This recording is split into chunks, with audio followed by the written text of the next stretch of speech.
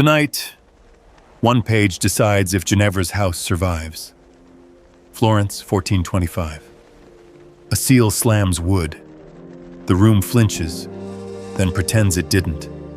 They sell it as protection. It behaves like a claim on the house.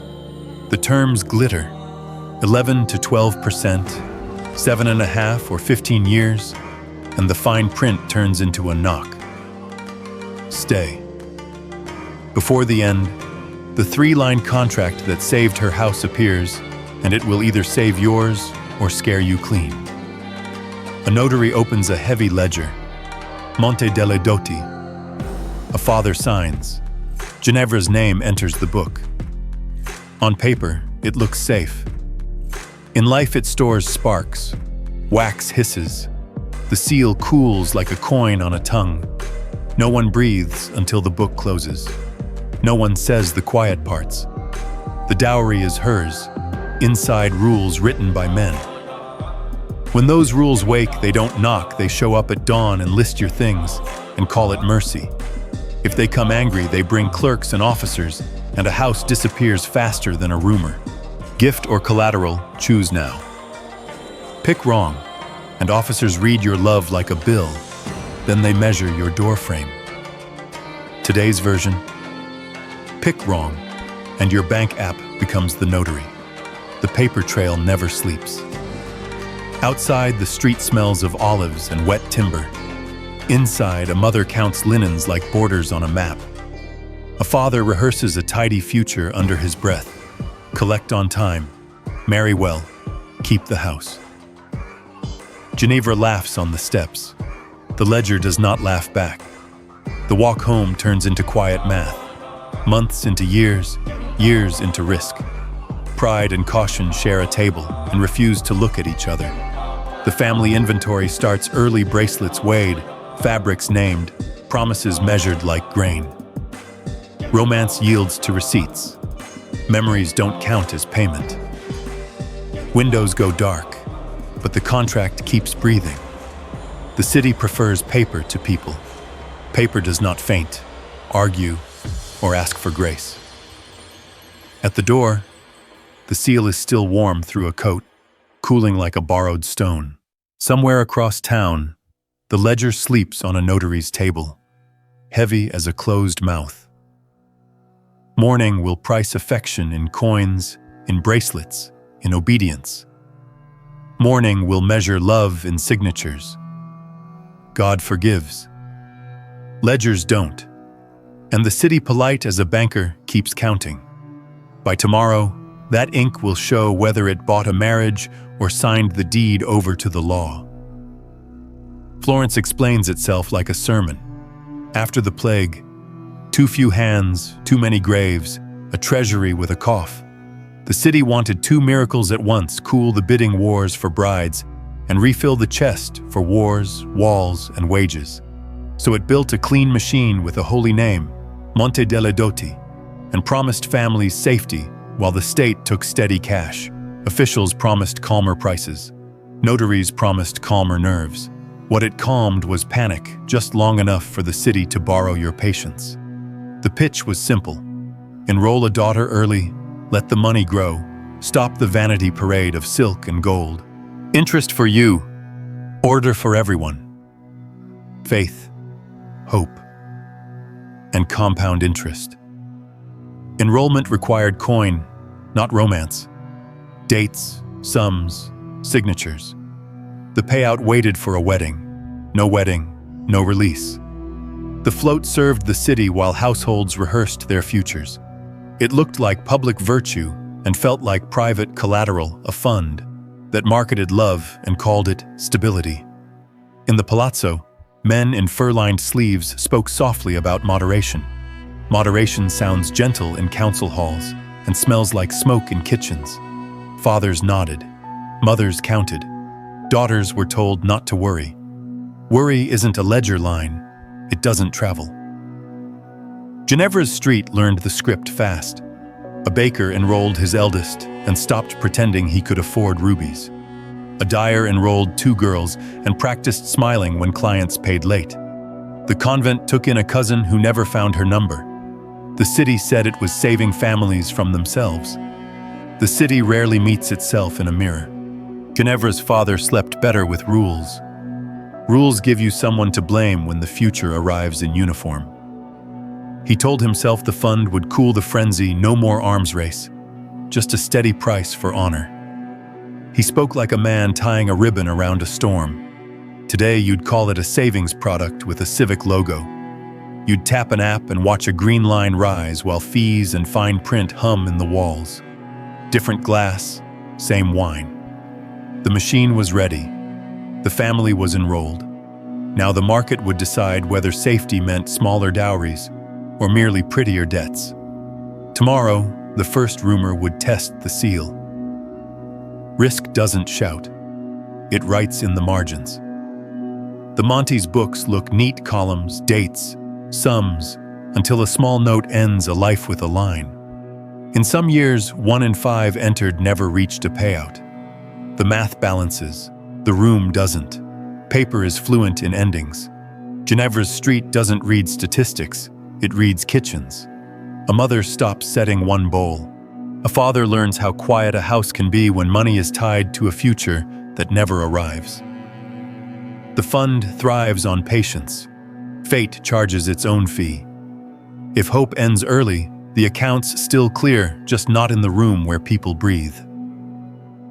Her father begins to behave like a clerk who fears fire. Receipts are copied twice. Names spelled 3 times. Gifts listed with weights, measures, and who touched them last. Neutral eyes are invited to celebrations, because trust is beautiful and inadmissible. The plan is simple. Build a record before the music so the music doesn't have to testify later. The notary calls it prudence. The banker calls it maturity. The neighbor calls it cold. Cold is what you choose when warm can't pay a bill. There's another number no one prints on posters. The fund counts tens of thousands across the city's years. It knows ages better than neighbors do. It knows how long they waited, who married on time, who didn't, who vanished between entries. Mercy doesn't keep records like that. Systems do. Ginevra learns the new choreography. Don't carry coins loose. Don't let gifts change rooms without a witness. Don't trust a promise near an open door. Romance takes a seat. The rules sit at the head of the table. The house starts speaking the language of survival short sentences, clear nouns, no poetry after dark. When people ask whether the Monty is good or evil, the answer refuses to be charming. It is a machine. It pays on schedule, looks away from sorrow, rewards patience, punishes bad timing, and never apologizes. Today, it's screenshots and e-statements. The machine hasn't changed, only the glass. By the first thaw, rumor arrives with a soft voice and a hard price. A better match across town. A number whispered by men who count in velvet. The seal on Ginevra's page will hold until it doesn't. Tomorrow, Venice will explain how ceilings fail. Venice loves rules the way sailors love ropes tight until the wind changes. Senators gathered in carved chairs and declared a cure. Put a cap on dowries. Limits, they said, would cool the fever. The parchment looked proud for a week. Then the city remembered itself. A cap does 2 tricks at once. To the poor, it sounds like mercy. To the rich, it reads like a target. Families with names that open doors began aiming at the ceiling as if it were the only honorable price. A number meant to restrain the market became the market's billboard. Whispers moved faster than gondolas. Jewelers on the Rialto learned a new script. Legal, respectable, near the limit. Matchmakers practiced the art of the almost promising to land just under the line, which is to say, just high enough to make neighbors swallow.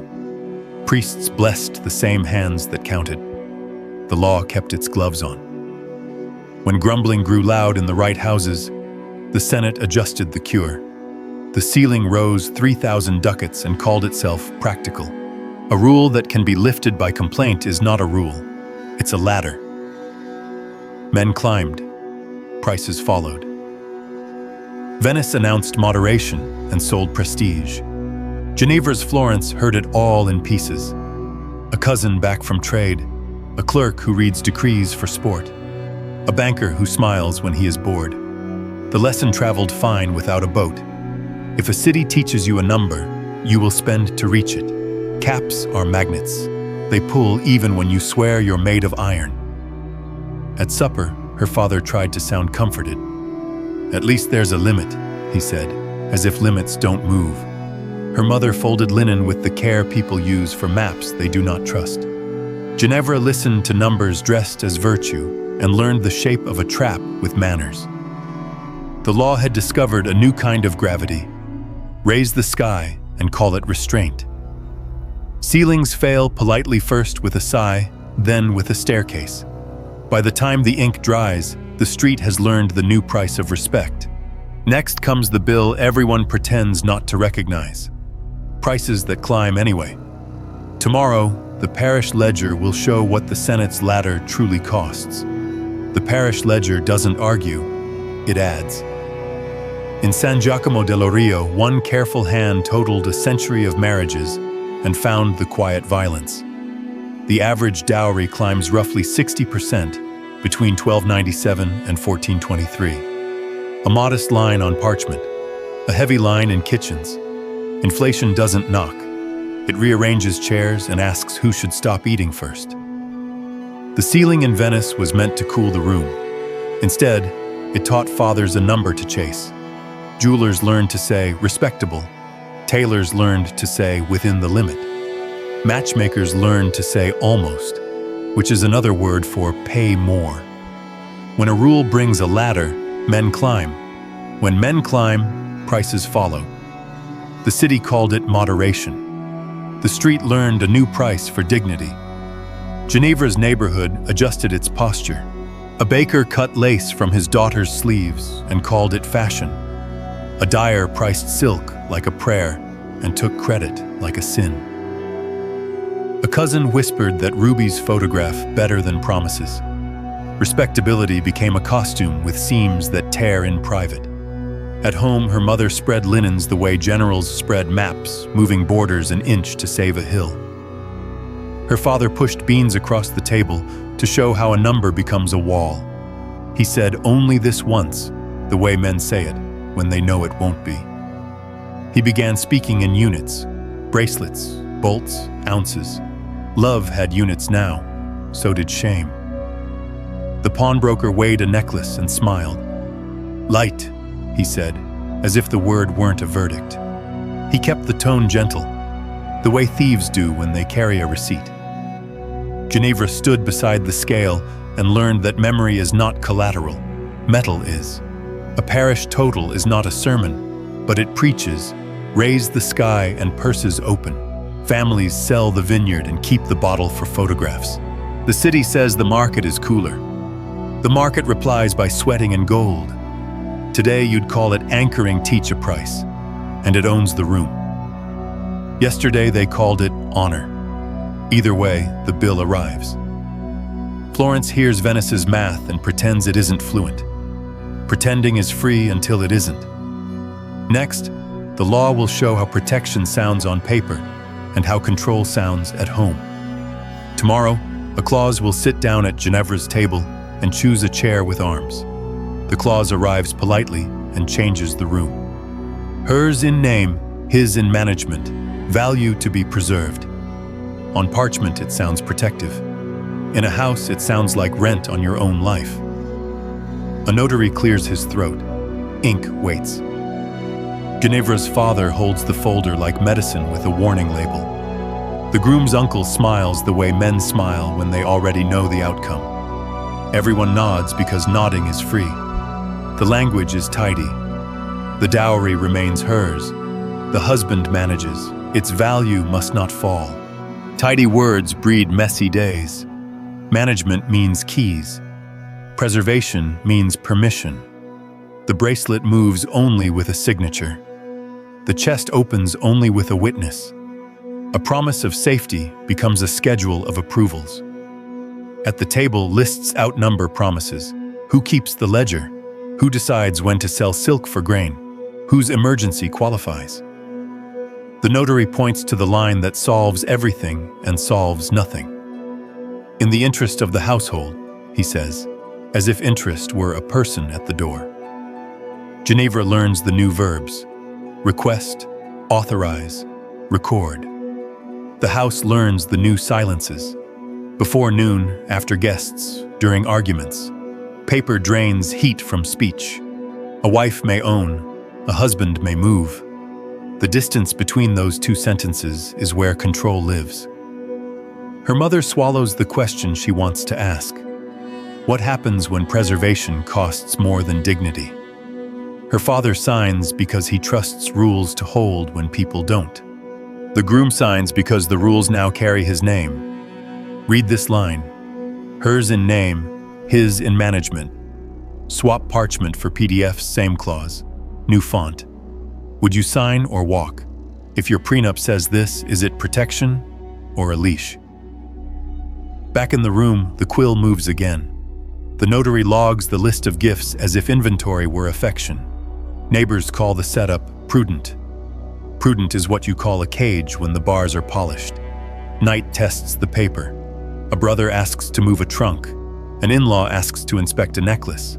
A cousin asks why candles burned so long. Each small request proves the clause works. Each small request proves who it works for. The city will call this equilibrium. The kitchen will call it weight. By morning, the contract will have more authority than any voice in the house. Elsewhere, control speaks a plainer language. Across the channel, they charge a fee just to marry no clause. No velvet, only a gate. Tomorrow, England explains the toll. Across the channel, control doesn't hide in clauses. It stands in the road and asks for money. They call it a marriage fee to the Lord, a toll to pass from promise to law. Monks copy the payments in steady hands, year after year, like weather. A roll of names turns into a roll of debts before the music starts. The rule is honest the way iron is honest. Pay, and the gate swings. Don't, and it doesn't. Love with exact change. Stewards speak the language of totals. A girl named for a saint becomes a line for a clerk. A father counts coins before he dares meet a groom. The fee is small until it isn't. It always arrives on time. Priors bless the same parchment that bills you. The ink dries quicker than regret. People call it tradition.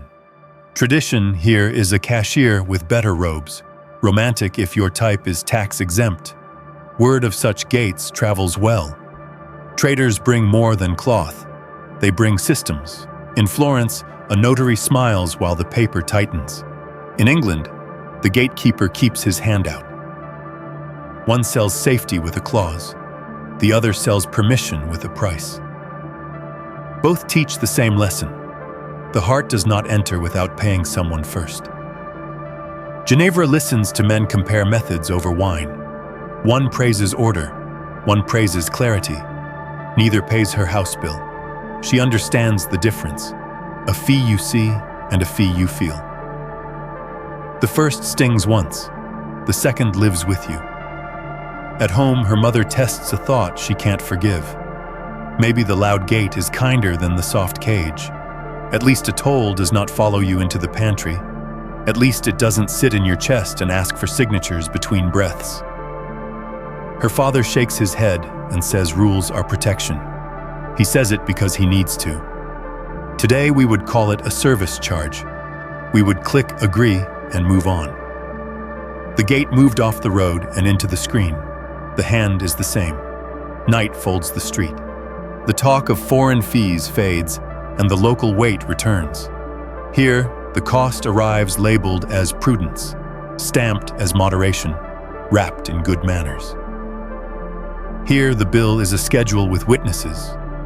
Tomorrow, there will be numbers on the table beans arranged like coins, fabric measured like promises, a choice that looks polite and feels permanent. The fee overseas was a gate. The fee at home is a room you live in. The math is about to sit down and eat first. The bill arrives without a trumpet. It wears 4 faces: time, pride, paper, and interest. Time is the most expensive. Offices open late and close early. Clerks love the word tomorrow the way priests love amen. Tomorrow is how houses pay twice. Ginevra's father lays the table with 3 piles: keep, sell, pretend it was never here. The room chooses for him. The wine press goes before the wine. A bolt of silk becomes firewood money. A brooch visits a gentle thief with a license and leaves its shadow behind. The pawnbroker calls it light, the way a doctor calls it a fever. He smiles so the sentence sounds shorter. Paper multiplies in drawers. Receipts sit in rows like small soldiers who never die. Dates, signatures, valuations, copies of copies that outlive the people who made them. The list of gifts becomes a leash. Move nothing without witnesses. Love nothing without proof. A neighbor praises prudence as if prudence pays candles. It pays filings. The match wobbles and learns how to demand. A cousin on the groom's side wants an adjustment to protect reputation. Adjustment here is the polite word for more. The notary proposes a meeting to clarify expectations. Clarify is a solvent for promises. Phrases swell to fill the room, in the interest of the household, out of an abundance of caution, until the matter is resolved. They mean the same thing. Keep paying. Ginevra counts in a language the house now speaks. She does not carry coins loose. She does not let bracelets change rooms alone. She writes who said what, where, with which witness. Romance is not dead. It is on a leash with a tag. The leash reads returnable on request. Her mother practices breathing in the new climate. Pride and safety sit next to each other and refuse to make eye contact. Her father rehearses the sentence men use to drown slowly. Only this once. The calendar charges interest on that line. A dancer's song plays in the courtyard from a neighbor's wedding, light and shameless. Inside, the same rhythm fits the waiting room at the magistrate's door. Vows become statements. Blessings become affidavits. Candles bought for celebration burn down in hallways that smell like ink. Night puts a hand on the house and weighs it. The rules are not coming to rescue anyone. They are coming to be obeyed. That is their nature. So the family changes tactics. If the city is a machine, they will write a part the machine must honor. 3 lines, ugly and exact. Ugly. Tomorrow, the paper will learn who keeps the keys. They write the part the machine must honor. 3 lines, ugly and exact. First, a transparent registry. Every gift named, valued, and credited to the hand that gave it. Silk becomes bolts, length, price. Gold becomes ounces, assay, date. No nice numbers, real ones. 2 witnesses stand over the ink, one from each side, men who owe nobody a favor. The notary watches the way a hawk watches a mouse hole. Second, no cash. Coins don't leave a trail. Objects do. Anything that can vanish in a pocket is banned. Transfer only things that can be traced when they move. The chest is locked, and the key gets a witness too. Third, a refund clause that does not sing. No marriage, no consummation, no dowry. Money and goods return to their givers, in full, by a date fixed in the margin. If that date fails, the notary is authorized to turn the list into orders, and orders into visits. The language is short enough to carve in stone. They read it aloud, like a small curse with good manners. The groom's uncle opens his mouth to argue and closes it when he realizes there is nowhere for an argument to live. A rule that fits on one page does not leave much air for speeches. Ginevra signs last. Her hand doesn't shake. She has learned the new verbs request, authorize, record, and the one that makes the others behave. Return. A cousin tests the fence that afternoon. He asks to inspect a bracelet for safekeeping. The notary reads line 14 and the room gets quieter by a chair. Another relative wonders about an adjustment. The witnesses read the date by the light of a window and the question dies of exposure. Steal this. Registry. 2 neutral witnesses.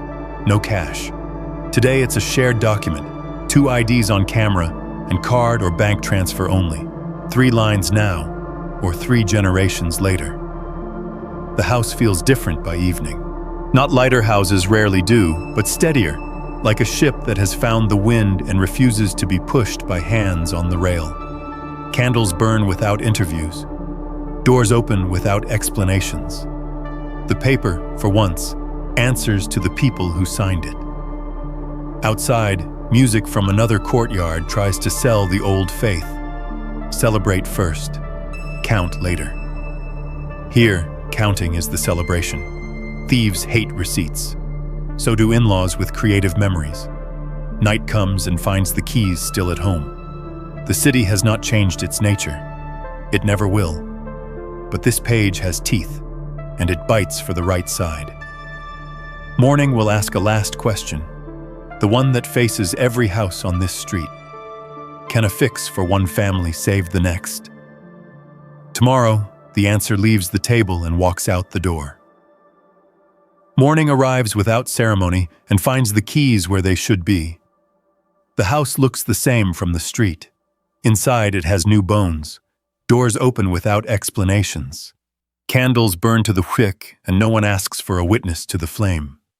The page with teeth sits on the table, quiet as a guard dog that already bit. News travels the way it always does through kitchens and courtyards over fabrics and bread. A neighbor asks what changed. Not the city, not the law. The paper changed sides. Ginevra shows the list without apology. Who gave, what, when, how much, and where it returns if words fail. The men who like fog pretend to squint at the sun. The women stop pretending. Another family borrows the shape before noon. They cross out names, keep the verbs, and sign. The groom's uncle performs a fence, then reads the dates and calls it prudent. A cousin who collects rumors tries one. It dies in the mouth for lack of paperwork. A fix for one house does not mend a city. It does something smaller and more dangerous. It sets a price for respect that even the law has to pay. Streets learn faster than senates. By week's end, 3 ledgers on the block have the same spine. By month's end, the pawnbroker's smile is thinner. No one writes a ballad for receipts.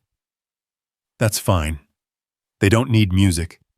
They need ink and witnesses and a door that closes where you want it to. The city still prefers paper to people, so the people write paper that favors them back. The machine hasn't changed. The hands that feed it have. If you're hearing this far from Florence screens, not parchment, taps, not quills, the map is the same. Make gifts traceable. Put 2 neutral eyes on the moment value moves. Refuse cash where it erases the trail. Write the exit before you enter. Sign what saves you, not what flatters you. Ginevra's house does not feel lighter. It feels possible. The ledger that once threatened to eat them now works for them. It will never love them. It doesn't have to. It only has to behave. Night returns with its old habits and finds new rules waiting. The city keeps counting. The family keeps the keys. Tomorrow, another door on this street will decide which side of the page it lives on. Love is priceless until someone writes the price. Write first, then let the music start.